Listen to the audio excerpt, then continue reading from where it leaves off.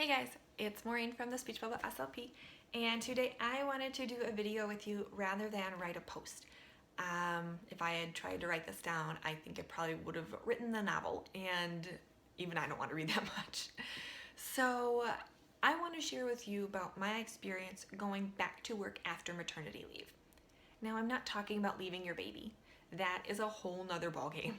I am talking about you going back to work as a professional and some things that can go with it that I wasn't prepared for. So when I went back to work, I anticipated catching up on data, having to, maybe talk to some teachers and get some information, but I kind of expected things to just go along right as they always had when I went back to school in August and starting over. And I was wrong. I went back to school and I felt frustrated.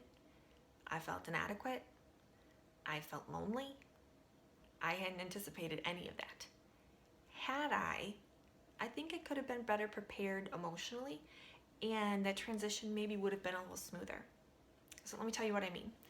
When I went back to work, I had always been the expert on my kids. They're my kids. I've worked with them for some for years, some for just a few weeks, but you get to know them. So when there's a question, they come to you. No one came to me. They had questions on my kids and they went to a different specialist, or they went to their teacher, or depending on who had covered my student, they went and asked them. So I kind of felt useless. I felt frustrated and I didn't like it. Another thing I wasn't prepared for was to feel a little left out. All my colleagues, their lives continued to move. There are cases at school that came up that they got to be a part of, share those experiences. They had jokes. There were, events that I wasn't there for. And because of that, that means that I didn't share that and I couldn't be a part of it. So I was a little left out when they're talking about things at school. And I'm fortunate to be part of a school that has a fantastic special ed team.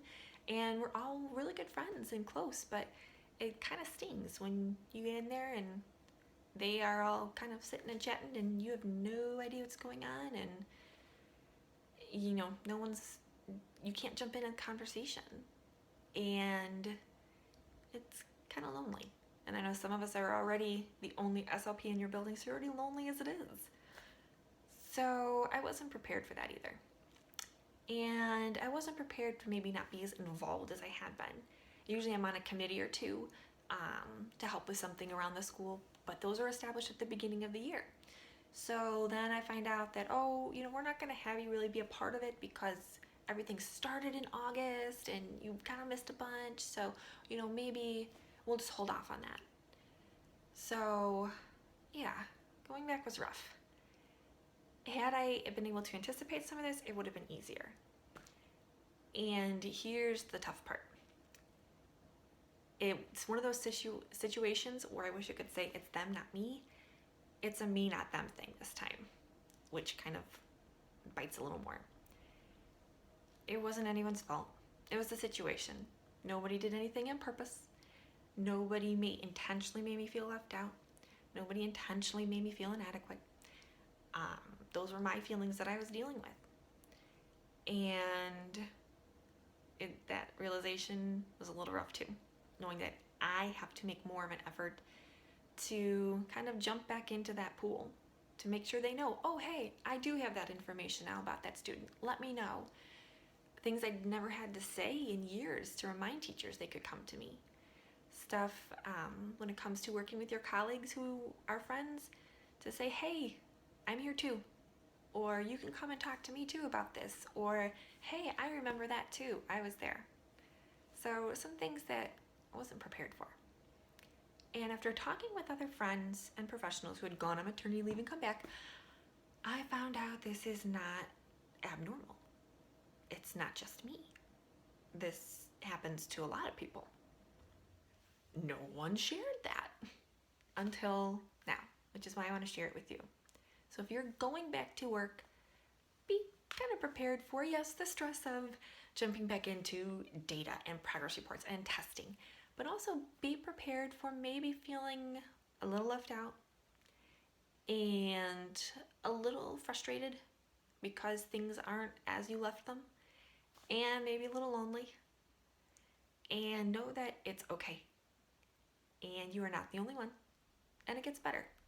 And sometimes, yes, you do need to make a bit of an effort to jump back into those friendships and into those roles that you once had. And it takes time, which I know doesn't really help anything, but as frustrating as it is, it does. It takes time, and time helps. So from what I found, give it a good 3 months. Yeah, 3 months. It takes that time to acclimate back, to catch up on events. So if you're going back, take a deep breath. It's okay. And if you have something that you're not sure about, email me. I'm more than happy to answer a question if I can share that experience or advice with you. And if you've gone back to work and you have a good tip about how to adjust and how to make that work transition a little bit better, comment below. Share. Let other people know. So I hope somebody's found this helpful. And, oh, and one last thing.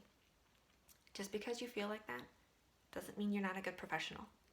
I thought because I couldn't handle everything jumping back in, that I wasn't good at my job anymore. Because I didn't have all my ducks in a row. I didn't have ducks, I had squirrels, and they were everywhere. So, I'm a good professional. I'm good at my job. You're good at your job. And it's just part of being a new mom. And being a new mom who works and is trying to balance it all. So, again, you got this. It's okay. Share if you have a story. Email me if you have a question. And we can take care of it. We'll get through it all together. So, thanks for listening. And talk to you guys soon.